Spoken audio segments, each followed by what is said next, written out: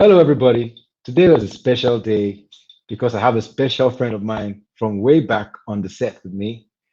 Please welcome Dr. Chi Otitoju. Chinyere, you're welcome on the show. Thank you, thank you, thank you. We go way back. Me and David, we went to secondary school together in Kaduna many years ago. So I knew him before he had the beard, and he was looking very gentlemanly. And when I was very skinny. Oh yeah, that's true. That's true. Yeah, you were very skinny. I used to wear these very baggy pants. Yeah, I remember him. Yeah, we go back a long time ago. So good to It's see you nice to again, see you. Chinyere. Yeah, it's good to see you.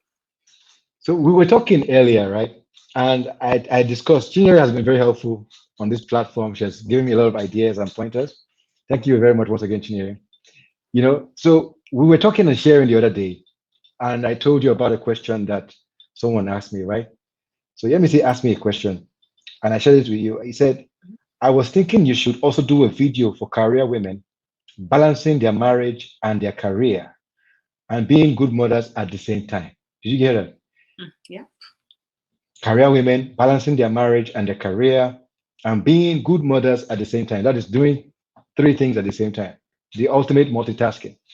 And I said, wow, who else can do this better than the person I already know so well, Chinyere? She's doing all of these three things pretty well. And I thought to bring you on board so that you could share insight in this regard.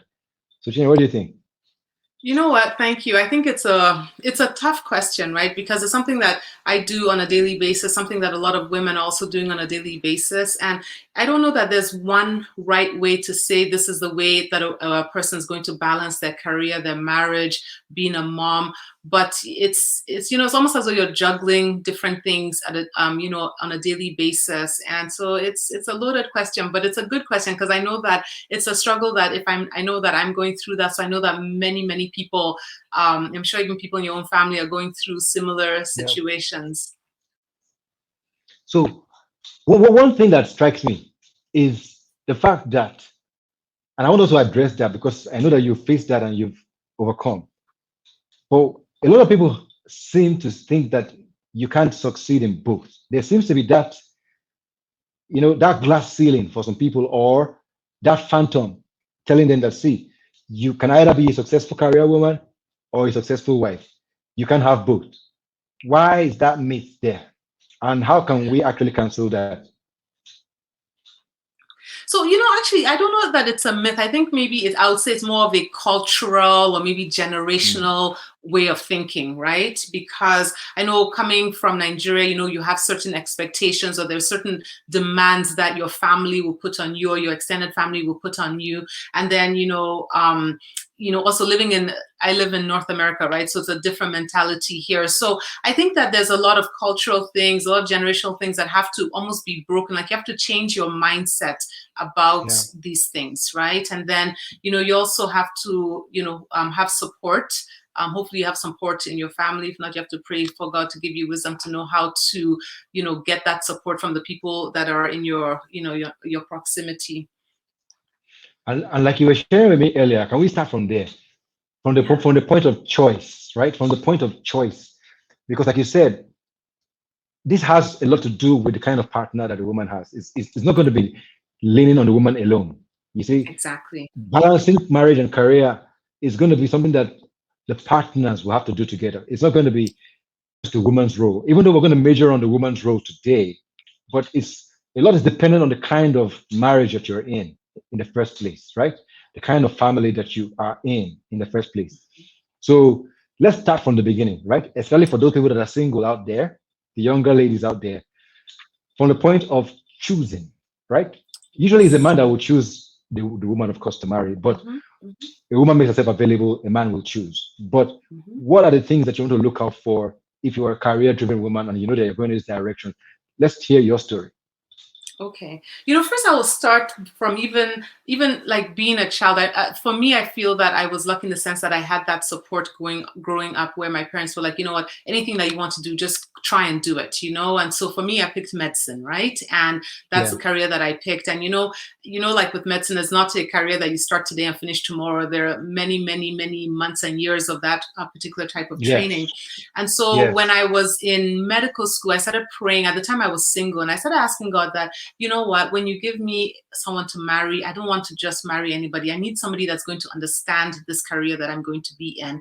I need somebody that's going to understand that I'm going to be working, I'm going to be leaving the house, that there are going to be days that I'm going to have very long days. So I just felt that for me, that would be something that I would really need, because it's not every man that is created to go along this journey of a woman who is a Yes. professional.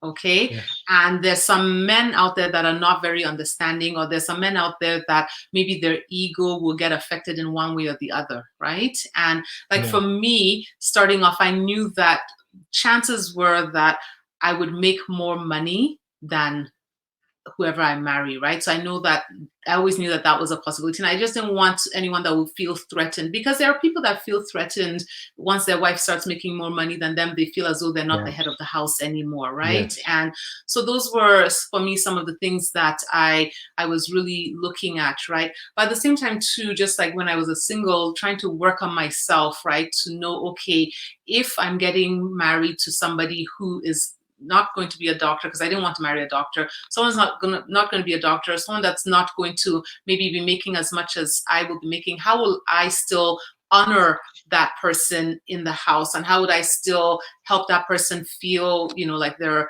feel competent, feel like they're a man, not, affect their ego, right? So that was something for me as a single that I also had to work on, right? To know Yeah. how I'll be able to approach my future husband. So I would say to any single person, single woman out there, read books, look, go on blogs, or, listen or watch podcasts, and just find ways that you can build yourself up, right? Because if I'm feeling confident in myself, then, I would feel that no person will be able to come into my relationship or my life and kind of tear me down. So I have to build up that confidence, at the same time knowing how to be a person that can still honor their husband.